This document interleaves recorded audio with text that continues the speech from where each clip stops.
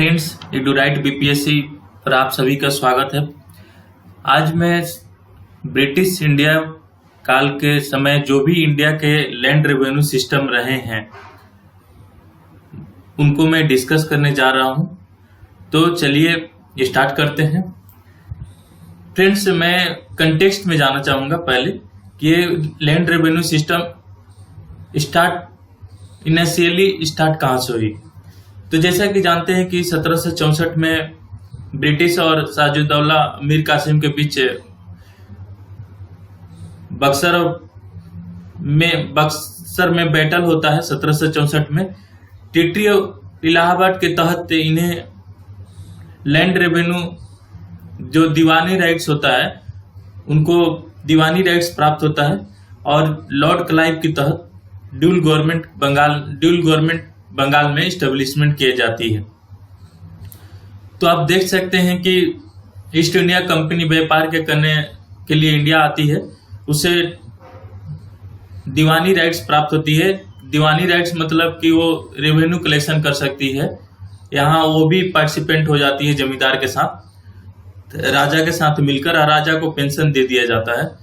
तो इस तरह से लैंड रेवेन्यू सिस्टम का शुरुआत बंगाल में लॉर्ड क्लाइव के तहत होता है। ड्यूल गवर्नमेंट के स्थापना का श्रेय उन्हें ही जाता है और उन्हें क्लाइव ऑफ इंडिया भी कहा जाता है। तो ये करते क्या थे फ्रेंड्स कि ये जो लैंड रेवेन्यू जो कलेक्शन होता था वो जमींदार के थ्रू होता था। तो उनसे कमीशन लेते थे। कमीशन जो भी होता था कि मुझे इतना कमीशन दे दो, तुम अपना लैंड रेवेन्यू कलेक्ट करो, मुझे इतना कमीशन। एक तरह से करप्शन का भी स्टार्टिंग हो गया। और जो ड्यूल सिस्टम हुआ आगे जाकर वास्टिंग के तहत, वास्टिंग ने वरेन हास्टिंग जब आते हैं तो ये ड्यूल गवर्नमेंट के एस्टेब्लिश कर देते हैं, क्योंकि ये जो कमीशन खोरी होती थी इससे तो ब्रिटिश को कुछ मिलता नहीं था। जो भी अफसर लगे रहते थे वो कमीशन खाने लगते थे। तो एक तरह से जो दीवानी राइट्स में था कि लैंड रेवेन्यू का राइट राजा रखेंगे और जो पुलिस पब्लिक का खर्चा देखना है तो जमींदार देखेंगे, वो राजा देखेंगे। तो इस तरह से काम ब्रिटिश गवर्नमेंट का कुछ नहीं था, केवल लैंड रेवेन्यू वसूल करना था और कमीशन लेना था। तो यही दो काम रह चुका था। तो वरेन हास्टिंग आते हैं, ब्रिटिश के पार्लियामेंट के द्वारा भेजा जाता है रेगुलेटिंग एक्ट के तहत, और इसे ड्यूल गवर्नमेंट को समाप्त कर दिया जाता है। फिर ये एनुअल सेटलमेंट लेकर आते हैं, जमींदार को देते हैं 72 में।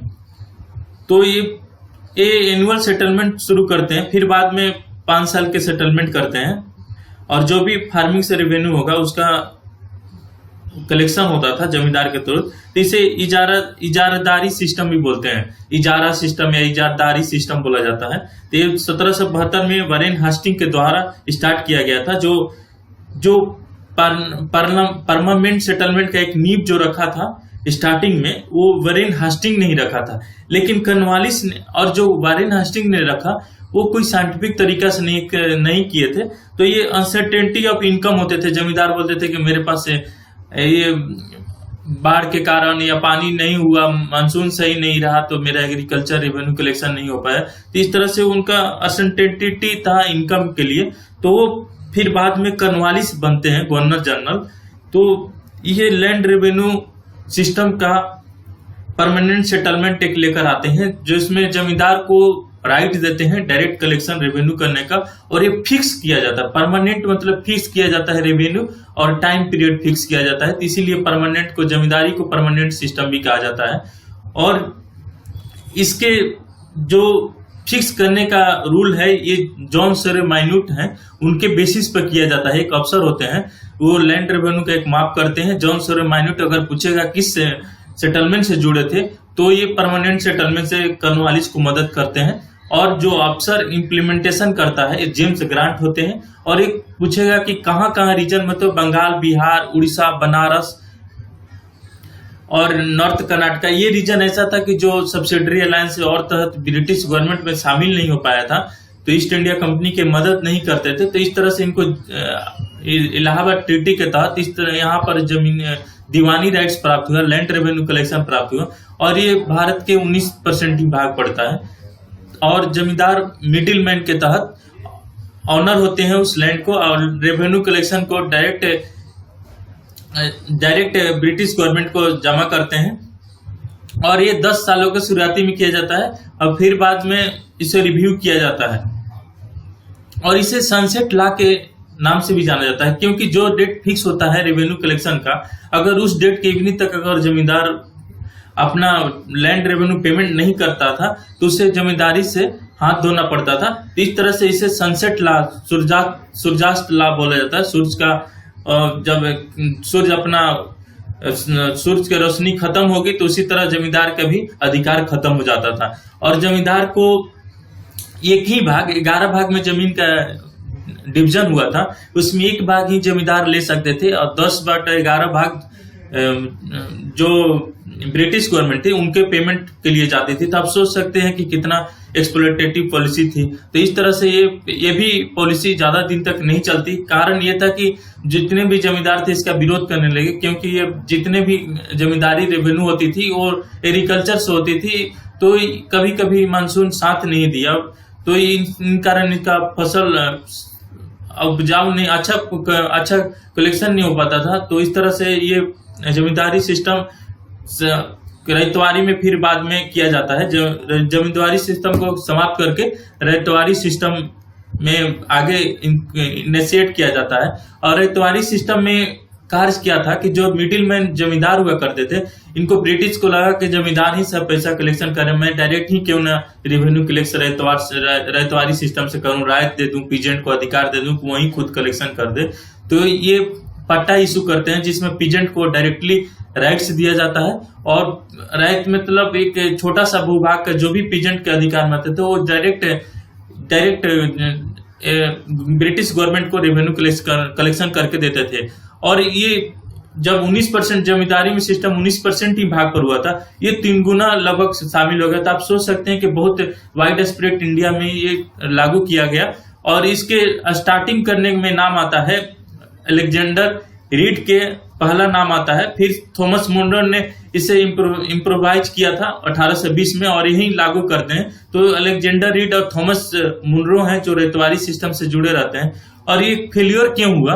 क्योंकि इसमें जो कलेक्शन होता था पहले जो जमींदारी के कलेक्शन से ज्यादा रखा गया, एक्सेसिव, क्योंकि जमींदार एक मिडिलमैन को हटा दिया जाता है तो ब्रिटिश को लगता है कि मैं जमींदार को हटा दूंगा तो वो जो रेवेन्यू जमींदार रखते थे वो डायरेक्ट ब्रिटिश को, इस तरह से उनका थॉट फेल होता है और उनका जो थिंकिंग होता है वो सही नहीं होता है। ये भी सिस्टम कोलैप्स कर जाती है। फिर महलवारी सिस्टम इंट्रोड्यूस किया जाता है। इस महलवारी सिस्टम को एक लगान का सिस्टम, लगान मतलब एक विलेज के जो भी सिस्टम होते थे महल बना, विलेज को ही लैंड सिस्टम में किया जाता था। और जो लगान वसूली होता था एक ग्रुप में होता था। तो इस तरह से लगान, जो मूवी आप देखेंगे तो समझेंगे ब्रिटिश किस तरह से लगान को इशू करके अब लगानी वसूलती थी। तो एक ग्रुप होता था जो लगान वसूली करने के लिए, उनसे ही ये लगान वसूल, टैक्स वसूल करती थी, रेवेन्यू वसूल करती थी। तो उसको लगानी सिस्टम या लम्बदार सिस्टम ही बोला जाता है। और जो लैंड का यूनिट था इसमें महल में डिवाइड किया जाता है। महल जो होता था वो 2-3 गांवों से या उनसे ज्यादा गांव होते थे, उनको मिलाकर बना जाता था। एक कमेटी बनती थी जिसे लगान की कमेटी होते थे। कम्युनिटी लैंड रेवेन्यू का कलेक्शन करने के लिए एक विलेज कमेटी बनती थी। उस तरह से उनका लैंड का कलेक्शन, जैसे पटवारी होते हैं, तो इस तरह से उनको एक कमेटी बनाई गई। उसके कलेक्शन के लिए हेड लमदार को बनाया गया जो हेड होते थे विलेज का। इस तरह से इसे महलवारी को लमदार सिस्टम भी बोला जाता है और परमानेंट को जमींदारी सिस्टम बोला जाता है। और रॉयत को डायरेक्ट सेटलमेंट बोला जाता है, पीजेंट को। इस तरह से आप देखेंगे ये केवल 30% एरिया में लागू हुआ। ये पंजाब में, उत्तर प्रदेश और सेंट्रल प्रोविंस जो भी स्टेट आते थे उन्हीं जगहों पर लागू किया गया। और ये 30% क्षेत्रों में लागू किया। जिस तरह से 51% रैयतवारी सिस्टम में वाइड स्कोप एरिया में लागू किया था, इस तरह से इसमें 30% एरिया में लागू किया जाता है। और इसका स्टार्टिंग हर्ट मैकेंजी करते हैं और जो ऑफिशियल में इम्प्लीमेंटेशन में साथ देते हैं उनसे नाम आता है चार्ल्स मेटकाफे का, हेनरी मैने का और हर्ट मैकेंजी का नाम आता है। तो ये तीनों ऑफिशियल जो है इम्प्लीमेंटेशन में काम करते हैं। और जो भी रेवेन्यू आएगा वो कैश में भेजा जाता है। पहले था कि जो रेवेन्यू आता था वो डायरेक्ट, जो डायरेक्ट रेवेन्यू होते, चावल गेहूं जो भी आता था ये डायरेक्ट जमा होता है, लेकिन अब उसको बेचकर मार्केट में एक कैश के रूप में कैश के रूप में जमा किया जाता था, पेमेंट के रूप में। तो इस तरह आप देख सकते हैं कि महलवारी में कैश की शुरुआत होता है।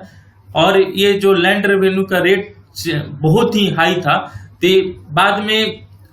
बाद में जब तक ब्रिटिश रहे सब सिस्टम चली। जब इंडिया आजाद होता है तो लैंड रेवेन्यू जमींदार रेवोल्यूशन एक्ट आता है। तो इस तरह से आप देखेंगे कि जमींदारी प्रथा खत्म होती है। लैंड होल्डिंग एक्ट के तहत कैपेसिटी के अगर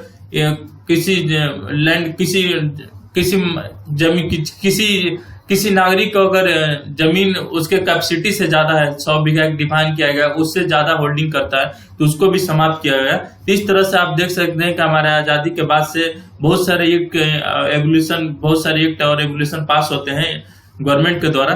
तो पुराने जो ब्रिटिश समय जो भी सिस्टम चली आ रही थी लैंड रेवेन्यू सिस्टम के लिए, वो सभी समाप्त की जाती है। इस तरह से आज मैंने जो लैंड रेवेन्यू तीनों टाइप है मैंने डिस्कस किया।